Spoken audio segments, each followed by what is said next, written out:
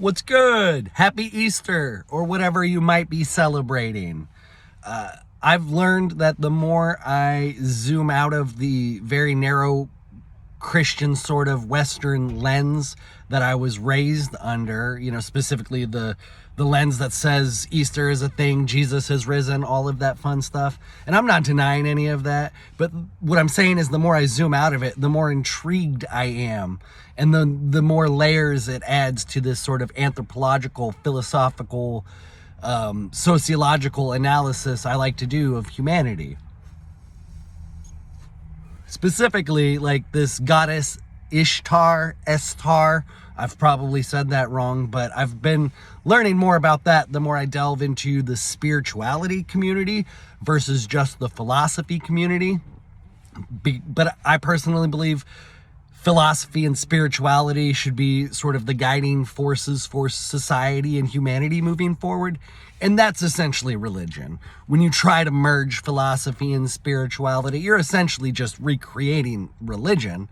But I think that's how I think humanity should move forward.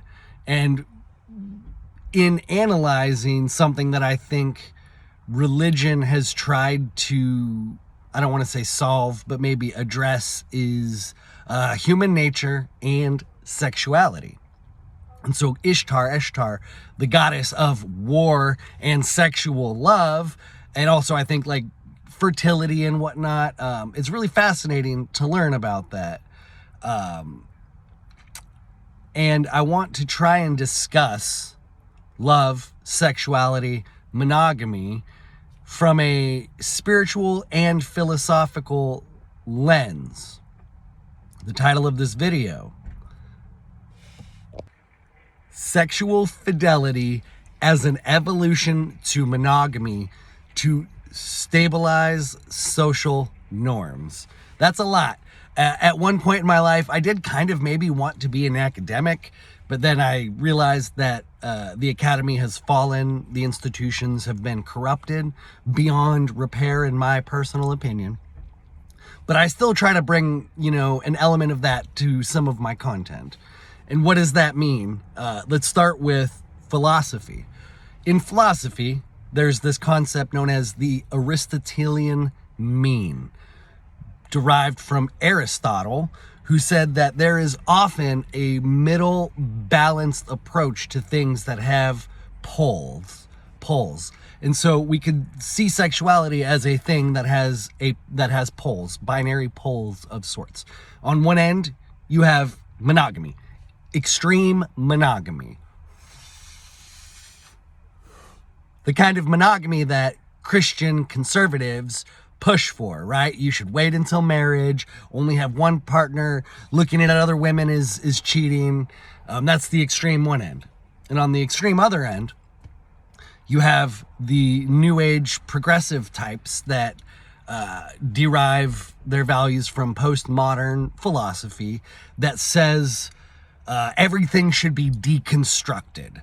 And that includes how we have relationships and love. And we need to deconstruct monogamy, and we need to deconstruct commitment, and we need to encourage polyamory.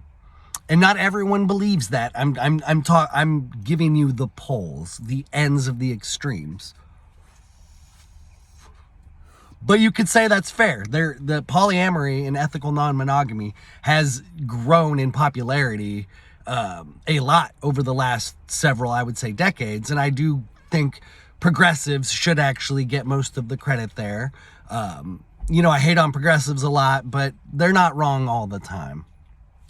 And where I want to bring back, so you have religion on one side and you have philosophy on the other side, kind of Christianity and progressivism, pushing two dialectically opposed concepts. And then you bring sort of merge the two, philosophy and religion together. Spirituality says, well, let's look at humans as a biological species, how we have evolved, how we're programmed. And then let's also look at how we can influence intelligently the future of how we evolve. So we look at the past of how we have evolved, and then look at the future of how we can consciously evolve.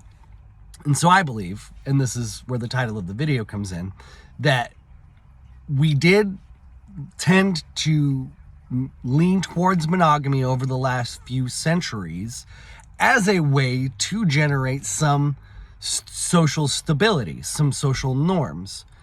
However, that isn't necessarily the answer. It might be the answer for some people. I do entirely believe some people are inclined to be entirely monogamous. I get that. I do. But I also do believe, as a result of, the way we have evolved, that not everyone is going to be wired. And I do believe it's partially biological, partially psychological, partially spiritual. Some people are wired to be polyamorous. And between the two ends of the extremes, somewhere in the middle is where you as an individual should explore your sexuality and what you want to pursue. And that could be a unique mix of mostly monogamy with occasional points of polyamorous endeavors, you might say.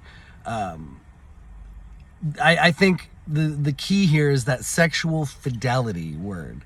So it's different than monogamy in that fidelity is trust. Fidelity is commitment to agreed parameters. So if those agreed parameters are occasionally we swing, or occasionally we invite other people into the bedroom, but it must be agreed upon, and it must be consensual and mutually desired.